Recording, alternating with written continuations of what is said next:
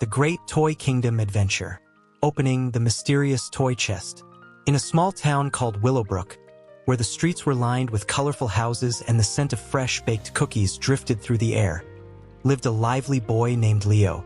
Leo was known for his wild imagination and love for adventure. But what he loved most of all were his toys. Leo's room was a treasure trove of action figures, stuffed animals, and model cars. But tucked away in the corner, covered in dust, was an old toy chest he had never dared to open. It had belonged to his grandfather, who had once whispered to Leo, "That chest holds more than just toys. It holds magic." One rainy afternoon, with the sound of raindrops tapping on the window and boredom creeping in, Leo decided it was time. With a mix of excitement and curiosity, he lifted the creaky lid of the chest. A burst of colorful light shot out, and before Leo could blink, he was pulled inside. Welcome to the Toy Kingdom. When Leo opened his eyes, he found himself standing in the middle of a bustling kingdom made entirely of toys. The buildings were built from building blocks, the trees were made of plush fabric, and the rivers flowed with shimmering marbles. Toy soldiers marched in perfect lines, stuffed animals roamed freely, and action figures zoomed by on miniature vehicles. Before Leo could take it all in, a small, wind-up robot rolled up to him, its gears whirring and eyes blinking. "Welcome, Leo. We've been waiting for you." Leo blinked in surprise. "Waiting for me?" "Yes." The robot beeped excitedly. "The Toy Kingdom is in trouble, and only you can help us. The Mischief Maker has stolen the royal battery, and without it, the entire kingdom will stop working. The quest begins." Leo, always ready for an adventure, agreed without hesitation.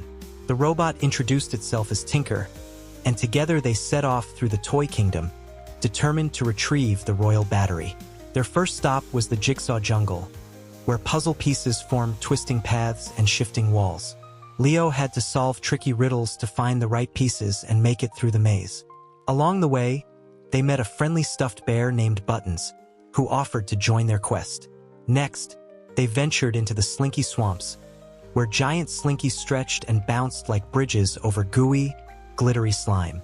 But just as they were crossing, a gang of mischievous wind-up monkeys appeared, causing chaos by tangling the slinkies. Leo and his friends had to outsmart the monkeys by using toy cars to zip across the swamps before the slinkies snapped back. The battle in the action figure arena. Their journey led them to the action figure arena, where the Mischief Maker, a sneaky, shape-shifting jack-in-the-box, had gathered an army of rogue action figures. The arena was filled with dramatic music, flashing lights, and the sound of plastic swords clashing. Leo, Tinker, and Buttons faced off against the action figures, using their creativity to outsmart them. Leo built a fortress out of building blocks, Tinker used his wind-up gears to distract the enemy, and Buttons rolled into a fluffy ball to knock over the figures like bowling pins. Just as they were about to win, the Mischief Maker unleashed his secret weapon, a giant, out-of-control yo-yo. It zoomed around the arena, causing chaos and knocking over everything in its path. The clever plan. Leo had an idea. "We need to work together," he shouted. Using a giant toy magnet from a nearby toy shop, Tinker created a trap. Leo lured the Mischief Maker's yo-yo into the magnetic field, causing it to stick and spin in place. While the yo-yo was stuck, Buttons sneaked behind the Mischief Maker and snatched the royal battery. With the battery in hand, the kingdom's colors brightened, and the toys cheered. The Mischief Maker, realizing he had been outsmarted, deflated into a harmless jack-in-the-box. His mischievous days over. A hero's return. As a reward for his bravery, Leo was crowned the honorary Toy King of the kingdom. But soon, the chest began to glow again, signaling it was time to return home. Leo waved goodbye to his new friends as the colorful light surrounded him once more. When he opened his eyes, he was back in his room, the rain still tapping on the window. The toy chest was closed, but now it shimmered with a faint glow. Leo smiled, knowing the Toy Kingdom would always be there, waiting for his next adventure. The adventure never ends. From that day on, whenever Leo felt the need for excitement, he knew exactly where to go. And every night, as he drifted off to sleep, He could hear the faint whirring of Tinker's gears and the soft laughter of Buttons, reminding him that in the toy kingdom, the adventure never truly ends. This story is designed to be read in an engaging, playful tone, perfect for sparking imagination and bringing smiles before bedtime. The Great Toy Kingdom Adventure. Opening the mysterious toy chest. In a small town called Willowbrook, where the streets were lined with colorful houses and the scent of fresh baked cookies drifted through the air, lived a lively boy named Leo. Leo was known for his wild imagination and love for adventure. But what he loved most of all were his toys. Leo's room was a treasure trove of action figures, stuffed animals, and model cars. But tucked away in the corner, covered in dust, was an old toy chest he had never dared to open. It had belonged to his grandfather, who had once whispered to Leo, "That chest holds more than just toys. It holds magic." One rainy afternoon, with the sound of raindrops tapping on the window and boredom creeping in, Leo decided it was time. With a mix of excitement and curiosity, he lifted the creaky lid of the chest. A burst of colorful light shot out, and before Leo could blink, he was pulled inside. Welcome to the Toy Kingdom. When Leo opened his eyes, he found himself standing in the middle of a bustling kingdom made entirely of toys. The buildings were built from building blocks, the trees were made of plush fabric, and the rivers flowed with shimmering marbles. Toy soldiers marched in perfect lines, stuffed animals roamed freely, and action figures zoomed by on miniature vehicles. Before Leo could take it all in, a small, wind-up robot rolled up to him, its gears whirring and eyes blinking. "Welcome, Leo. We've been waiting for you." Leo blinked in surprise. "Waiting for me?" "Yes."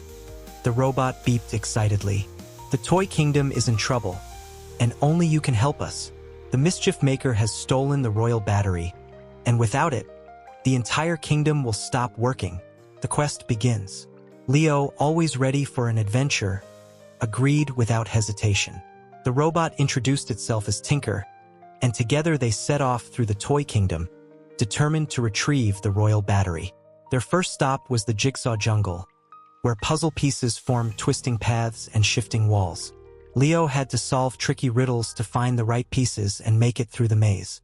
Along the way, they met a friendly stuffed bear named Buttons, who offered to join their quest. Next, they ventured into the Slinky Swamps, where giant slinkies stretched and bounced like bridges over gooey, glittery slime. But just as they were crossing, a gang of mischievous wind-up monkeys appeared, causing chaos by tangling the slinkies. Leo and his friends had to outsmart the monkeys by using toy cars to zip across the swamps before the slinkies snapped back. The battle in the action figure arena. Their journey led them to the action figure arena, where the Mischief Maker, a sneaky, shape-shifting jack-in-the-box, had gathered an army of rogue action figures. The arena was filled with dramatic music, flashing lights, and the sound of plastic swords clashing. Leo, Tinker, and Buttons faced off against the action figures, using their creativity to outsmart them.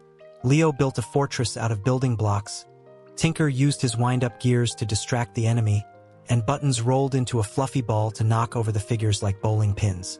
Just as they were about to win, the Mischief Maker unleashed his secret weapon, a giant, out-of-control yo-yo. It zoomed around the arena, causing chaos and knocking over everything in its path. The clever plan. Leo had an idea. "We need to work together," he shouted. Using a giant toy magnet from a nearby toy shop, Tinker created a trap. Leo lured the Mischief Maker's yo-yo into the magnetic field, causing it to stick and spin in place. While the yo-yo was stuck, Buttons sneaked behind the Mischief Maker and snatched the royal battery. With the battery in hand, the kingdom's colors brightened, and the toys cheered. The Mischief Maker, realizing he had been outsmarted, deflated into a harmless jack-in-the-box. His mischievous days over. A hero's return. As a reward for his bravery, Leo was crowned the honorary Toy King of the kingdom. But soon, the chest began to glow again, signaling it was time to return home. Leo waved goodbye to his new friends as the colorful light surrounded him once more. When he opened his eyes, he was back in his room, the rain still tapping on the window. The toy chest was closed, but now it shimmered with a faint glow. Leo smiled, knowing the toy kingdom would always be there, waiting for his next adventure. The adventure never ends. From that day on, whenever Leo felt the need for excitement, he knew exactly where to go. And every night, as he drifted off to sleep, he could hear the faint whirring of Tinker's gears and the soft laughter of Buttons, reminding him that in the toy kingdom, the adventure never truly ends.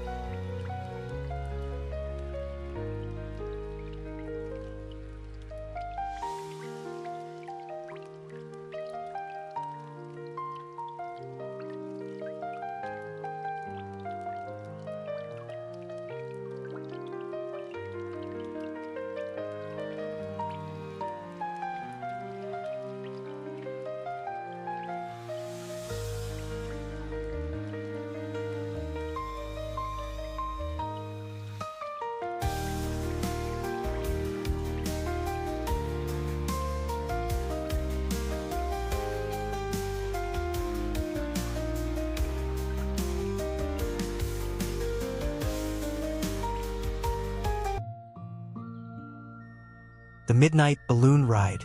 Opening, the balloon in the backyard. In the cozy town of Starry Hollow, where the night sparkled with countless stars and the streets glowed softly under lantern light, lived a boy named Oliver. Oliver was a dreamer, always looking up at the sky, wondering what it would be like to float among the stars. He loved stories of adventure and dreamed of visiting far-off places beyond the clouds. One evening, just as the moon began to rise and cast its silvery glow, Oliver spotted something unusual in his backyard. A large, colorful hot air balloon tethered to the old oak tree. It hadn't been there that morning, and there was no sign of who might have left it. Tied to the basket was a note that read, "For the curious and brave, a midnight adventure awaits." Oliver's heart raced with excitement. Grabbing his backpack and a flashlight, he climbed into the basket. With a gentle tug on the rope, the balloon began to rise, lifting him into the cool night sky, the sky's hidden worlds. As the balloon floated higher, the town of Starry Hollow grew smaller below. The stars twinkled brighter, and the moon seemed close enough to touch. But what amazed Oliver most was what he saw beyond the clouds. Hidden worlds that no one in Starry Hollow had ever imagined. First, he drifted into the Cloud Carnival, where fluffy clouds formed cotton candy rides and carousel horses made of mist spun gently in the air. Laughing cloud creatures floated by, tossing glowing star confetti that sparkled like tiny fireworks. Next, the balloon sailed into the Sky Garden, where enormous flowers bloomed in midair, their petals glowing softly in the moonlight. Butterflies with wings like stained glass fluttered around, and gentle breezes carried the sweet scent of sky blossoms. But the most magical place of all was the Star Lake, a vast expanse of still, shimmering water suspended in the sky. The stars reflected perfectly on its surface, and as Oliver peered over the edge of his basket, he saw shooting stars streaking beneath the water like fish. Meeting the Moonkeeper. As the balloon floated quietly over Star Lake, a soft, glowing light appeared in the distance. It was coming from a small boat, and in the boat sat a figure wrapped in silver robes, the Moonkeeper. The Moonkeeper's face was kind, with eyes that twinkled like the stars. "Welcome, Oliver," he said in a voice that sounded like the rustling of leaves in the wind. "The sky has been waiting for you." Oliver's eyes widened. "Me? Why?" The Moonkeeper smiled. "Because you believe in the magic of the sky. And tonight, the stars have a secret they wish to share with you. But first, you must complete 3 sky tasks to prove your heart is as bright as your dreams." The 3 sky tasks. Task 1, collecting stardust. The Moonkeeper handed Oliver a small glass jar. "Your first task is to collect stardust from the tails of shooting stars. But be gentle. The stars are ticklish." Oliver guided his balloon carefully through the starry sky, reaching out with the jar whenever a shooting star passed by. Each time he caught a sprinkle of stardust, the stars giggled and twinkled even brighter. Soon, his jar was filled with glowing golden dust. Task 2, singing to the moonflowers.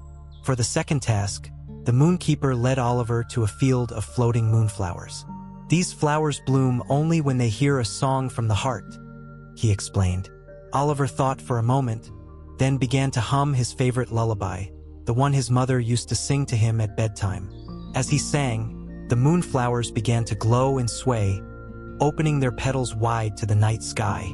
Task 3, lighting the sky lanterns. For the final task, the Moonkeeper handed Oliver a lantern. "This lantern will light the way for lost dreams to find their path. You must float through the sky and light as many as you can." Oliver drifted through the clouds, lighting lantern after lantern. Each one floated up and glowed brightly, illuminating the sky like tiny suns. As he lit the last lantern, the entire sky sparkled with a new brilliance, and Oliver felt a warmth in his chest unlike anything he had ever felt before. The sky's secret revealed. With the tasks complete, the Moonkeeper returned, his eyes shining. "You have shown great kindness, courage, and wonder, Oliver. Now, the stars wish to share their secret with you." The Moonkeeper waved his hand, and the stars above shifted, forming words that glowed in the sky. "The universe is endless, but so is your heart. Every dream you have lights up the world." Oliver felt tears of joy in his eyes. He understood now the sky wasn't just a place to look at. It was a part of him, and he was a part of it. The journey home. As dawn approached, the balloon gently descended, carrying Oliver back to his backyard. The note was gone, but the balloon still shimmered softly in the morning light. Oliver stepped out, his heart full of the sky's magic. From that day on, Oliver looked at the stars not just with wonder, but with love.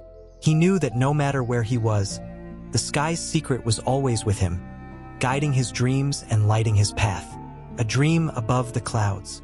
And every night, as Oliver drifted off to sleep, he could feel the gentle sway of the balloon and hear the distant laughter of stars, reminding him that the greatest adventures often begin with a single step or a midnight balloon ride.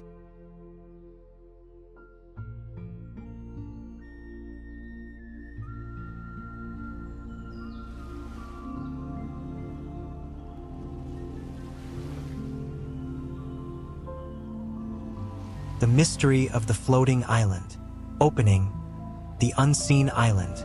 In the bustling harbor town of Driftwood Bay, where ships creaked against the docks and the salty breeze carried tales of the sea, lived a spirited girl named Nora. Nora loved the ocean more than anything. The crashing waves, the hidden coves, and the stories sailors whispered late at night. But of all the tales, one intrigued her the most: the legend of the floating island. According to local lore, The island appeared only once every 100 years, hovering just above the water, cloaked in mist and mystery.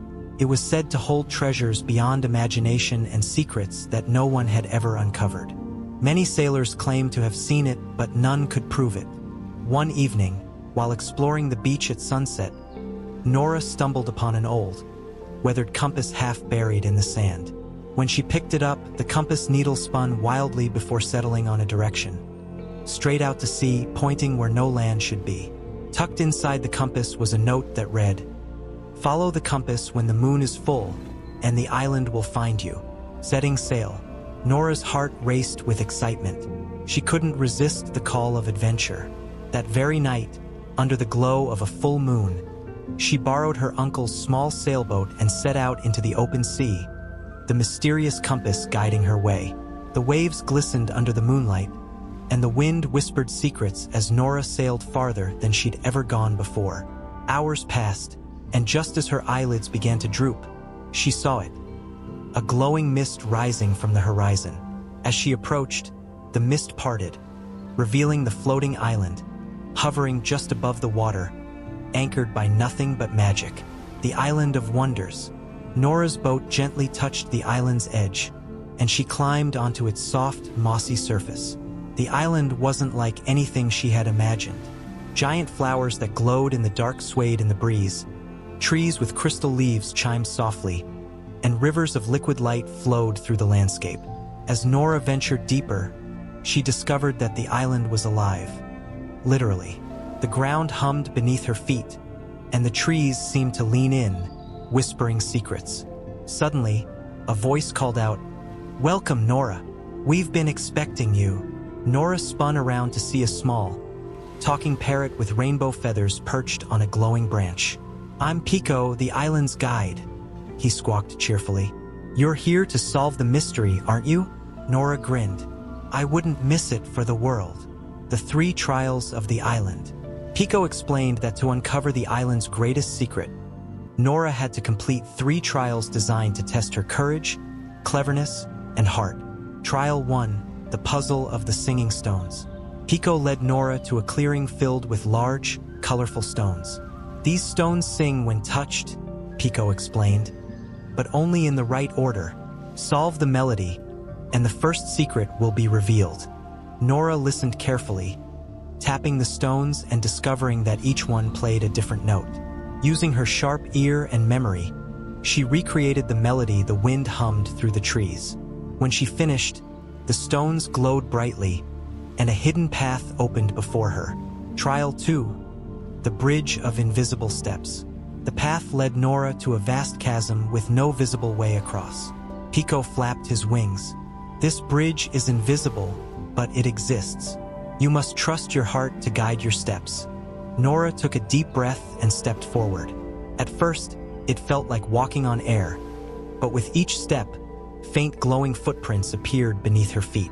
She moved carefully, her heart steady, until she reached the other side safely. Trial 3, the heart's true treasure. The final trial brought Nora to a massive tree at the island's center, its trunk carved with symbols that shimmered in the moonlight. Pico perched beside her. "The last trial is the hardest. You must find the island's true treasure, but it's not gold or jewels. Look within." Nora closed her eyes, thinking of all the stories she'd heard about treasure and adventure. But then she realized the real treasure wasn't something to take home. It was the journey itself, the wonder of discovery, and the magic of believing in the impossible. When she opened her eyes, the tree's trunk glowed brighter, and a door appeared, revealing a room filled with shimmering light and swirling stars. The island's secret revealed. Inside the glowing room, Nora found a mirror. But when she looked into it, she didn't see herself. She saw her adventures, her bravery, and the moments that had brought her to this magical place. Pico fluttered beside her. "The island's secret is simple. The greatest treasures are the ones we carry in our hearts. Our courage, our curiosity, and our kindness." Nora smiled, feeling the truth of Pico's words. She had come seeking treasure but found something far more valuable. A sense of wonder and the knowledge that magic existed all around her. The journey home. As dawn approached, the island began to shimmer and fade. Pico gave Nora a glowing feather, a reminder of your adventure. Whenever you need magic, it will find you. Nora sailed back to Driftwood Bay, her heart full of the island's wonders. The compass was still in her pocket, but now the needle pointed home, as if knowing her journey was just beginning. A new adventure awaits. From that day on, Nora explored the world with new eyes, knowing that adventure and mystery were always just beyond the horizon. And every night, as she drifted off to sleep, she could hear Pico's cheerful squawk and feel the soft hum of the floating island, reminding her that the world is full of magic, if you're brave enough to find it.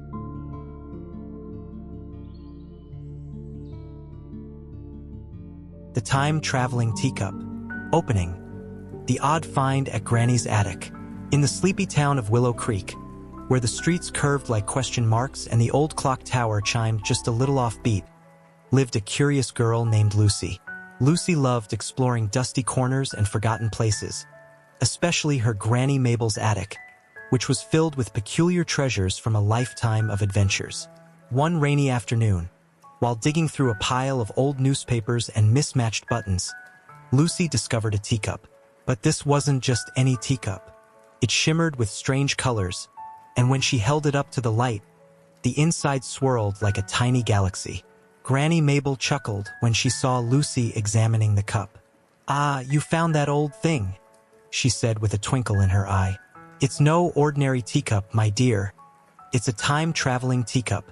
Lucy's eyes widened. "A time-traveling teacup? Really?" Granny Mabel winked. "Why don't you give it a try and see for yourself?" The first sip. The age of dinosaurs.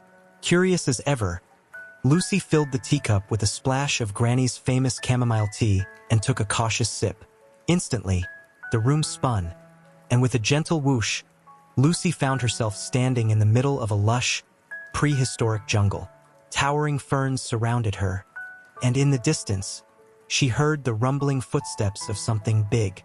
Turning around, Lucy gasped as a friendly-looking triceratops lumbered toward her, munching on leaves. But before she could get too comfortable, a loud roar echoed through the jungle. A T-Rex. Quick-thinking Lucy pulled out the teacup, took another sip, and whoosh, she was gone, leaving the dinosaurs to their ancient drama. The second sip. A medieval mishap. This time, Lucy landed in a bustling medieval village. People in colorful tunics bustled about, carrying baskets of bread and jugs of milk.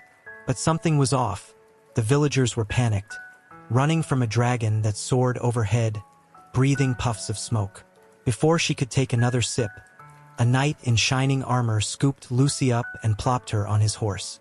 "We'll save the kingdom together," he declared, charging toward the dragon. Lucy yelped, clinging to the teacup. Just as the dragon swooped down, she took a quick sip, and whoosh, she vanished again, leaving the brave knight to wonder if he'd imagined the whole thing. The third sip. The future awaits. Lucy's next destination was the future. A dazzling city filled with flying cars, robots walking dogs, and buildings that stretched high into the clouds. She marveled at the futuristic gadgets and glowing streets, but as she wandered, she noticed something strange.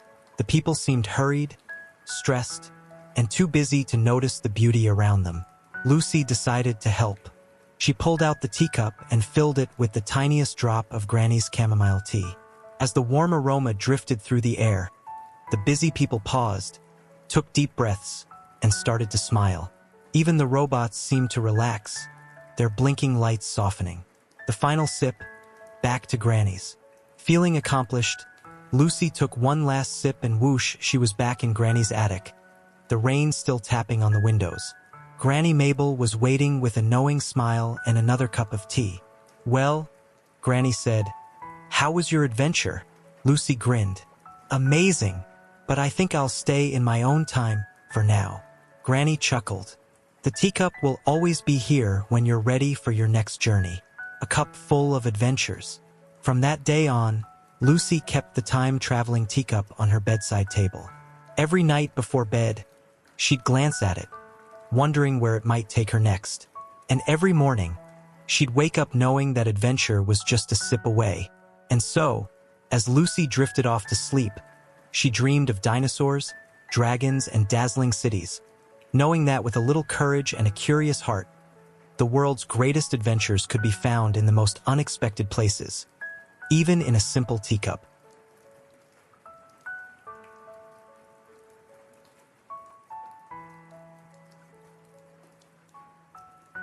The Garden of Kindness, opening the new seed. In the sunny village of Bloomdale, where every home had a colorful garden and the air always smelled of fresh flowers, lived a curious girl named Emma. Emma loved spending time in her grandmother's garden, where every flower seemed to smile and the bees buzzed like tiny musicians. One day, while helping her grandmother plant new flowers, Emma found a small, unusual seed. It was unlike any seed she had ever seen. It shimmered with a soft, golden glow. Curious, Emma asked, "Grandma, what kind of seed is this?" Her grandmother smiled knowingly. "Ah, that's a kindness seed, Emma. It only grows when it's watered with acts of kindness." Emma's eyes sparkled. "How do I make it grow?" "By being kind to others," her grandmother explained. "Every good deed you do will help the seed grow into something magical." Planting the seed. Excited, Emma planted the kindness seed in a special spot in the garden. She watered it with care, but the next morning, there was no sign of a sprout. Feeling puzzled, she asked her grandmother, "Why isn't it growing?" Her grandmother chuckled softly. "Kindness isn't just about watering plants, Emma. It's about how you treat others. Try sharing a kind word or helping someone in need. You'll see." Acts of kindness. Determined to make her seed grow, Emma set out to spread kindness in Bloomdale. First, she noticed her neighbor, Mr. Wilson, struggling to carry his groceries. Emma ran over and helped him carry the heavy bags to his door. Mr. Wilson smiled warmly and thanked her. The next day, Emma saw her friend Lily looking sad at school. She shared her favorite colored pencils with Lily and invited her to play at recess. Lily's face lit up with joy. Later that week, Emma found a lost kitten near the park. She gently picked it up and returned it to its worried owner, who hugged Emma tightly and thanked her for her kindness. Each time Emma did something kind, she hurried back to the garden, hoping to see a change. After a few days, she noticed a tiny sprout poking out of the soil. The kindness seed was beginning to grow. The garden grows. Emma continued her acts of kindness, and with each good deed, the sprout grew taller and brighter. It wasn't long before the seed blossomed into a beautiful, glowing flower unlike any other in the garden. Its petals shimmered with golden light, and the entire garden seemed to glow with its warmth. But something even more magical happened. Emma noticed that her acts of kindness were spreading. Her friends started helping one another. Neighbors shared smiles more often, and even strangers in Bloomdale began performing small, thoughtful gestures. The village felt warmer, happier, and more connected. Emma realized that her little kindness flower had sparked a chain of goodness throughout the town. The lesson of the kindness seed.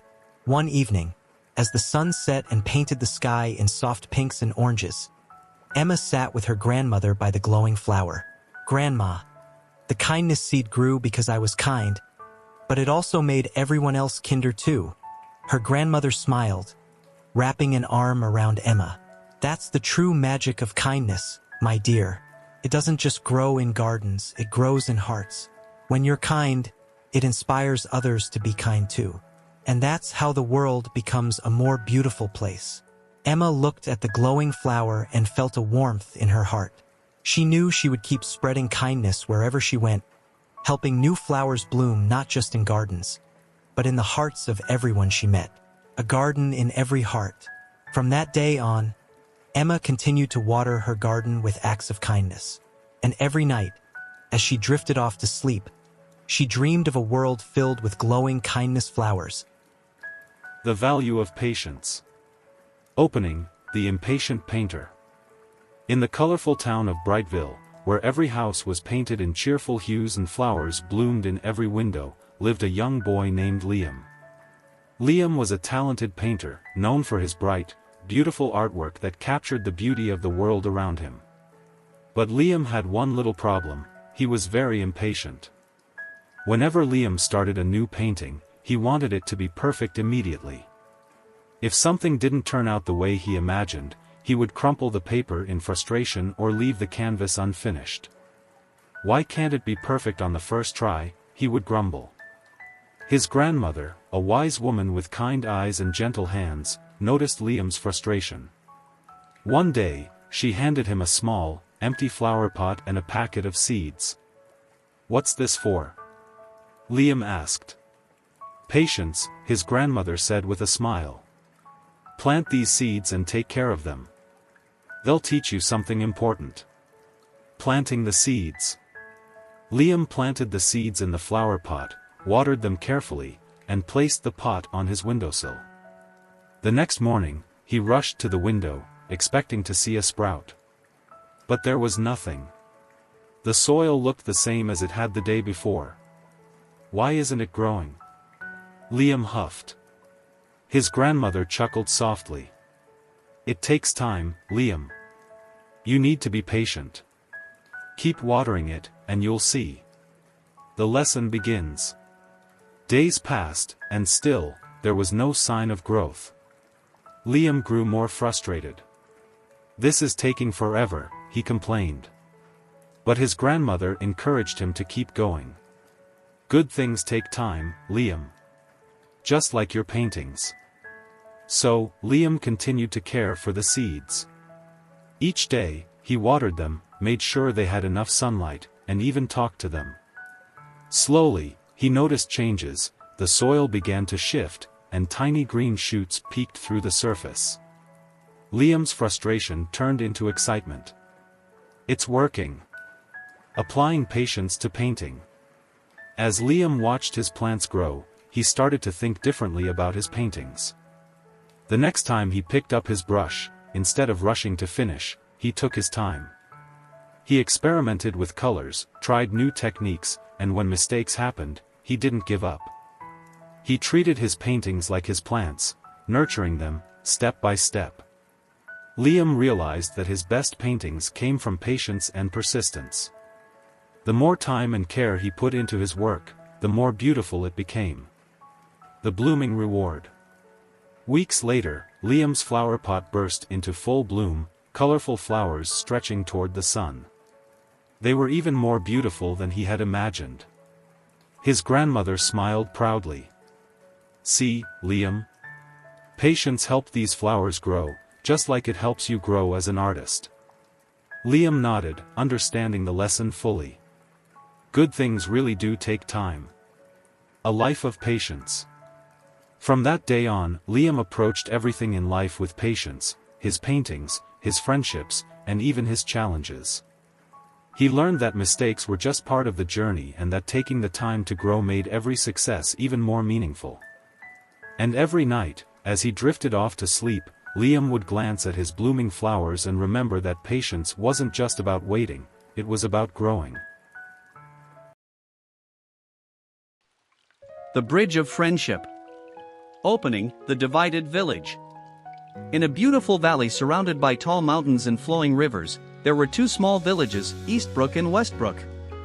The villages were separated by a wide river, and although they were close, the people of Eastbrook and Westbrook never spoke to each other.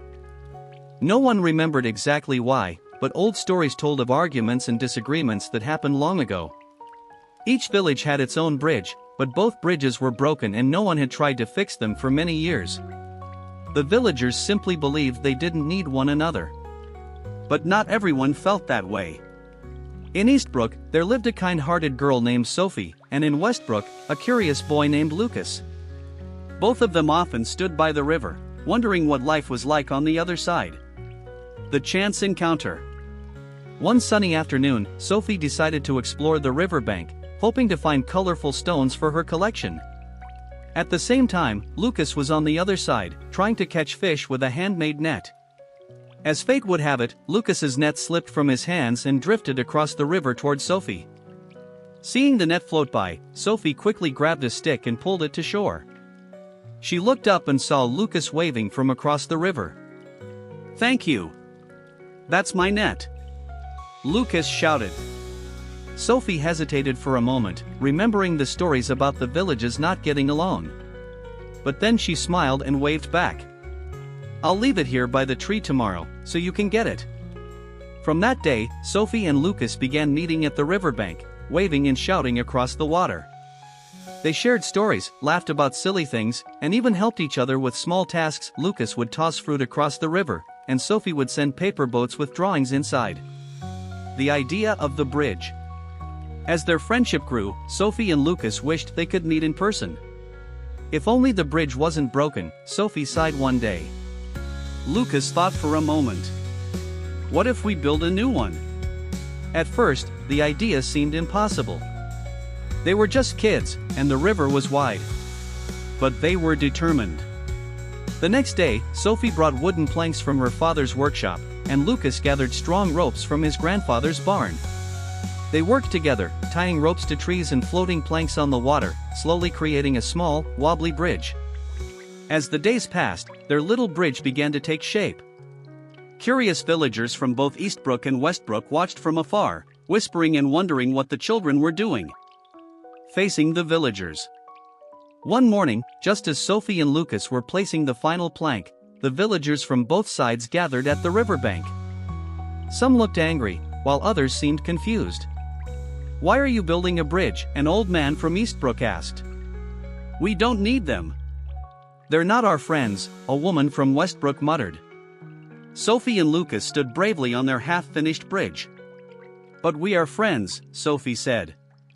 "We've helped each other and shared stories. We realized that we're not so different after all." Lucas nodded. "This bridge isn't just for us. It's for everyone. We can help each other and make both villages better." The villagers were silent, thinking about the children's words. Slowly, one by one, people began stepping forward. A carpenter from Eastbrook offered to strengthen the planks. A fisherman from Westbrook brought strong nets to secure the ropes. Soon, everyone was working together, fixing the bridge until it stood strong and steady over the river. The Bridge of Friendship. When the bridge was complete, Sophie and Lucas were the first to cross, meeting in the middle and shaking hands with big smiles. The villagers from Eastbrook and Westbrook followed, laughing, sharing food, and exchanging stories. The river that had once divided them now brought them together. From that day on, the bridge was known as the Bridge of Friendship. The two villages became one, working and celebrating together. And every time someone crossed the bridge, they remembered how two brave kids taught them the importance of connection, understanding, and friendship. A friendship that grows. Sophie and Lucas continued to be the best of friends, always finding new adventures and reminding everyone that no matter how different we seem, kindness and cooperation can build the strongest bridges. And every night, as they drifted off to sleep in their now united village, they dreamed of new ways to bring people together, knowing that the world is better when we build bridges instead of walls. The Power of Listening. Opening, The Boy Who Loved to Talk. In the bustling town of Willowfield, where the streets were always filled with laughter and chatter, lived a boy named Ethan. Ethan loved to talk. He talked to his friends, his teachers, his family, even to his cat, Whiskers. He had stories to tell, ideas to share, and questions to ask. But there was one thing Ethan wasn't very good at: listening. Whenever someone tried to tell Ethan something, he would nod quickly and jump right back into talking about his own thoughts. His friends often felt unheard, and his teachers wished he would slow down and listen more carefully. But Ethan didn't realize this. He thought talking was the best way to connect with others. One day, Ethan's grandfather, a wise old man with twinkling eyes, noticed Ethan's endless chatter. He handed Ethan a small, smooth stone with a spiral carved into it. "This is the listening stone," his grandfather said. "Whenever you hold it, your job is to listen, not talk. Try it for a day and see what you learn." The first lesson, listening to friends. Ethan was curious. The next day at school, he carried the listening stone in his pocket. During recess, when his friend Mia started telling a story about her weekend, Ethan felt the smooth stone in his hand and remembered his grandfather's words. Instead of interrupting, Ethan stayed quiet and listened carefully. As Mia spoke, Ethan realized he had never really heard her stories before. She talked about her trip to the lake, the fish she almost caught, and how her little brother had fallen into the water, making everyone laugh. When Mia finished, Ethan smiled and said, "That sounds like so much fun. I didn't know you liked fishing." Mia's eyes lit up. "Thanks for listening, Ethan. Want to come fishing with me next weekend?" Ethan nodded, feeling a warmth in his heart. He had learned something new about his friend, and it felt good. The second lesson, listening to family. That evening, during dinner, Ethan's parents were talking about their day. Normally, Ethan would jump in with his own stories, but he felt the listening stone in his pocket and decided to wait. He listened as his mom talked about her work at the hospital and his dad shared a funny story from the grocery store. Ethan learned that his parents had interesting stories too, and they loved sharing them just as much as he did. When it was his turn to talk, Ethan felt more connected to his family. "I didn't know your work was so busy, Mom," he said. "And Dad, that grocery story was hilarious." His parents smiled, grateful for his attention. "It's nice to know you're listening, Ethan," his mom said. "It makes us feel special." The third lesson, listening to nature. The next day, Ethan decided to take the listening stone on a walk through the park. As he walked, he realized that listening wasn't just about people, it was about everything around him. He heard the rustling of leaves in the wind, the cheerful chirping of birds, and the distant laughter of children playing. He noticed the gentle hum of bees in the flowers and the soft splash of a frog jumping into the pond. For the first time, Ethan felt truly connected to the world. The sounds of nature were like a beautiful song, and all he had to do was listen. The final lesson, the power of silence. That evening, Ethan visited his grandfather to return the listening stone. "I learned so much from this," Ethan said. "Listening makes everything feel different, better." His grandfather smiled. "That's because listening is one of the most powerful ways to show you care. When you listen, you understand others better, and they feel valued." Ethan nodded. "I think I'll keep listening, even without the stone." His grandfather handed the stone back. "Then keep it as a reminder. Listening isn't just about hearing words, it's about understanding, caring, and connecting with the world around you." A new way to connect. From that day on, Ethan balanced his love for talking with the power of listening. He discovered that when he truly listened, his friendships grew stronger, his family felt closer, and even the world around him seemed more magical. And every night, as he drifted off to sleep, Ethan would hold the listening stone in his hand, remembering all the wonderful things he had learned by simply being quiet and paying attention. The courage to try. Opening the fear of failing. In the vibrant town of Sunflower Springs, where every street was lined with colorful flowers and laughter echoed from every corner, lived a boy named Jake. Jake was full of energy and curiosity, always eager to explore new things. But there was one problem. Jake was afraid of failing. Whenever Jake tried something new, whether it was learning to ride his bike, drawing a picture, or even reading aloud in class, he would give up at the first mistake.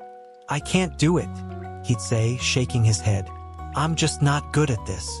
His parents and teachers encouraged him to keep trying, but Jake couldn't shake the fear of not being perfect.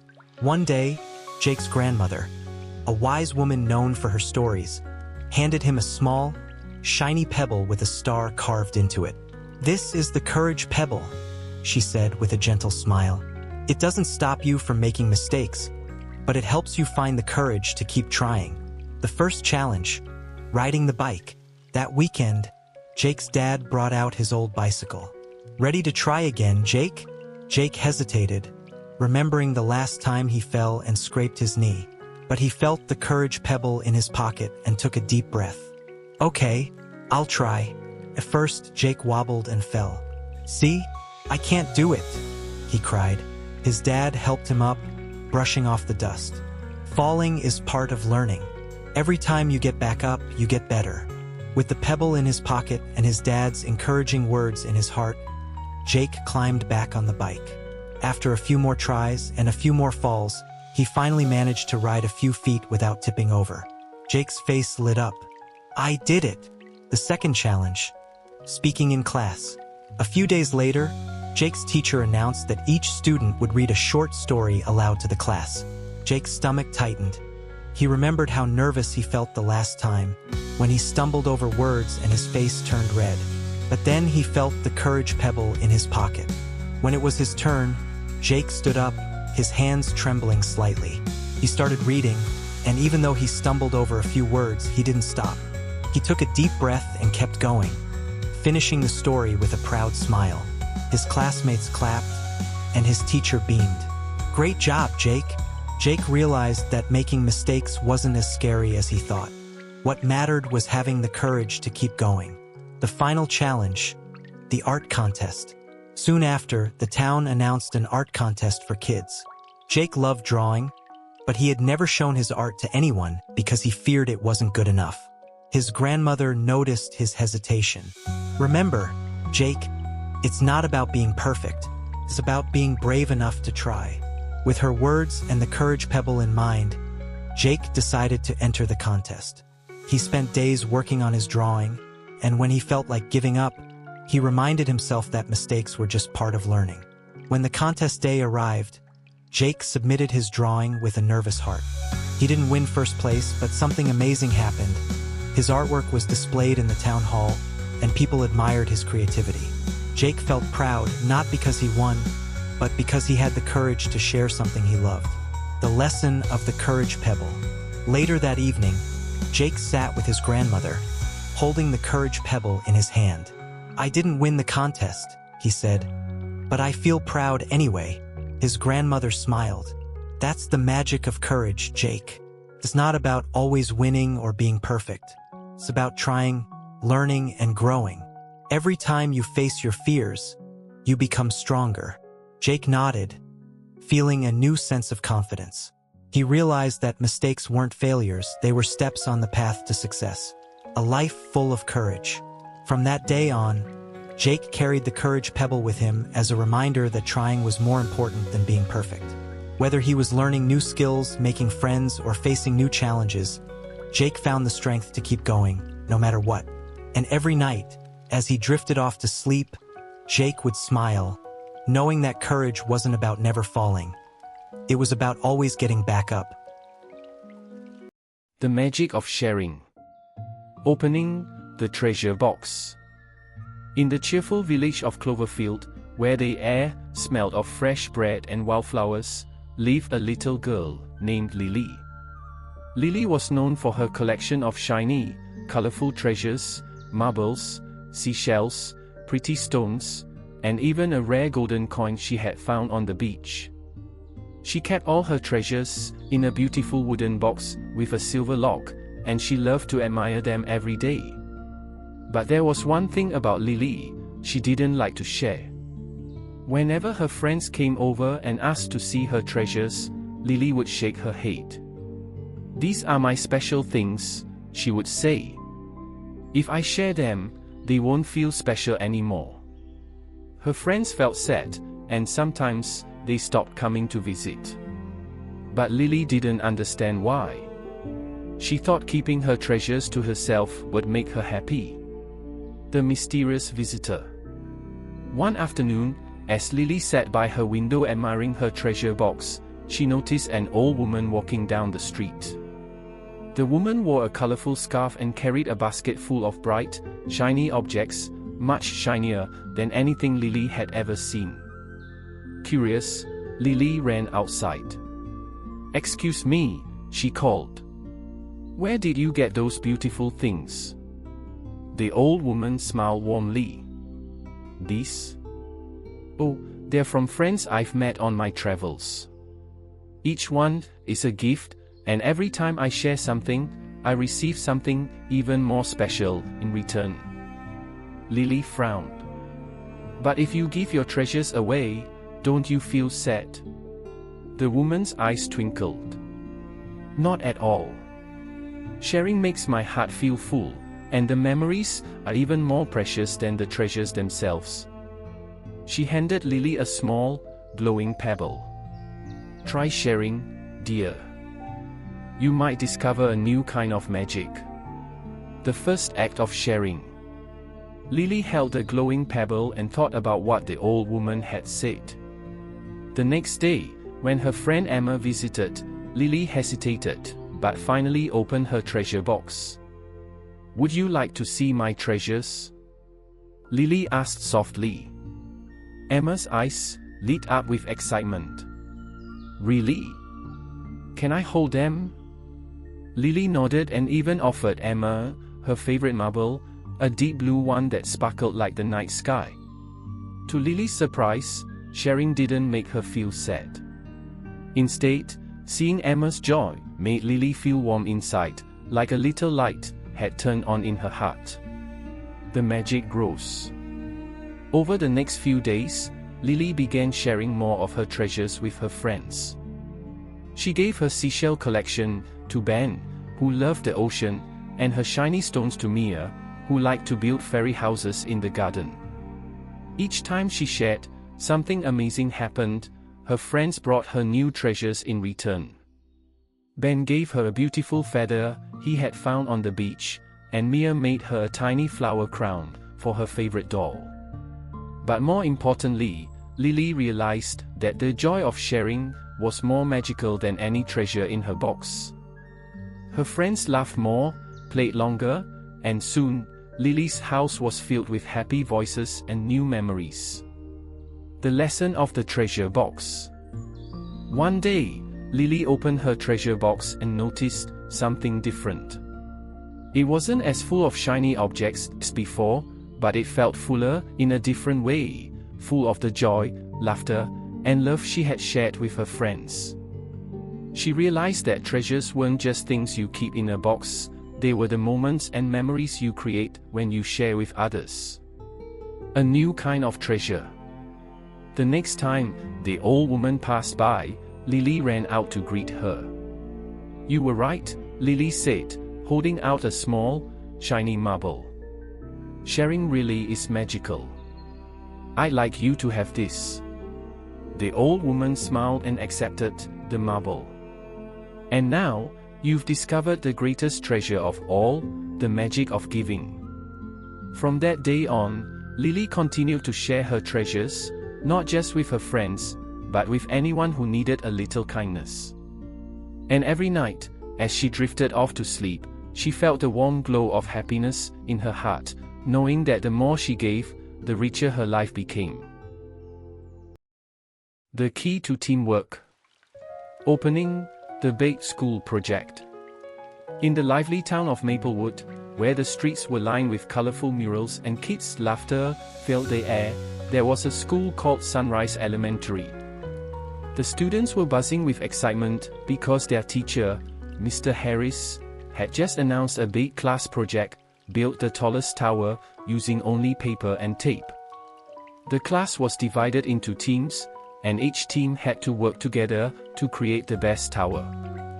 One team had Oliver, a boy who loved to be the leader. He always had big ideas and thought he knew the best way to do everything. His teammates were Sophie, who was creative and loved to think outside the box, Max, who was patient and good at solving problems, and Ella, who was quiet but had great ideas when she spoke up. Oliver was excited. "Okay, everyone, listen to me. I have a great plan, and if we follow it, we'll win for sure." But things didn't go as smoothly as Oliver hoped. The struggle to work together. As they started building, Oliver took charge of everything. He told Sophie where to put the paper, instructed Max how to tape the pieces, and didn't let Ella share her ideas. "That's not how you do it," Oliver said when Sophie tried a different design. "Let's slow down and think about it," Max suggested, but Oliver shook his head. "We don't have time for that." Ella quietly tried to speak up, but Oliver was too busy giving orders to notice. The tower wobbled and fell over again and again. The team grew frustrated. Sophie crossed her arms, Max sighed, and Ella just stayed quiet. They weren't having fun anymore. A lesson from Mr. Harris. Seeing their struggle, Mr. Harris walked over and smiled. "Looks like you're having a tough time. Remember, teamwork isn't about one person leading, It's about everyone working together and listening to each other. Oliver frowned. But I have the best ideas. Mr. Harris nodded. Maybe, but sometimes the best ideas come when you listen to others. Everyone has something valuable to share. Oliver thought about what Mr. Harris said. He realized he hadn't really let his teammates contribute. Maybe their ideas could help after all. Turning things around. Oliver took a deep breath and turned to his team. I'm sorry for not listening. Let's try this together. What do you guys think we should do? Sophie's face lit up. I think we should make a wide base. That will keep it from falling. Max added, and we can use small, rolled-up tubes to make the tower stronger. Ella, speaking softly but confidently, said, what if we connect the pieces in triangles? Triangles are really strong shapes. Oliver nodded, impressed by their ideas. That sounds great. Let's do it. Working together, they shared tasks, listened to each other, and encouraged one another. Sophie designed the base, Max carefully taped the parts together, Ella added strong triangle supports, and Oliver helped put it all together. Their tower grew taller, and this time, it didn't fall. The power of teamwork. When the time came to show their towers, Mr. Harris measured each one. Oliver's team didn't have the tallest tower, but it stood strong and steady. More importantly, they were all smiling and proud of what they had created together. After the contest, Mr. Harris gathered the class. Today's project wasn't just about building towers. It was about learning how to work as a team. When you listen, share ideas, and support each other, you can achieve amazing things, even if it's not perfect. Oliver smiled at his team. I couldn't have done it without you guys. I'm glad we worked together. Sophie, Max, and Ella nodded. They all felt proud, not just of their tower, but of how they had come together as a team. A new way of working together. From that day on, Oliver remembered the power of teamwork. Whether it was in school projects, games at recess, or helping at home, he knew that listening to others and working together made everything better. And every time he saw a tall building or a strong bridge, he thought about the day he learned that the strongest towers are built, not just with paper and tape, but with teamwork.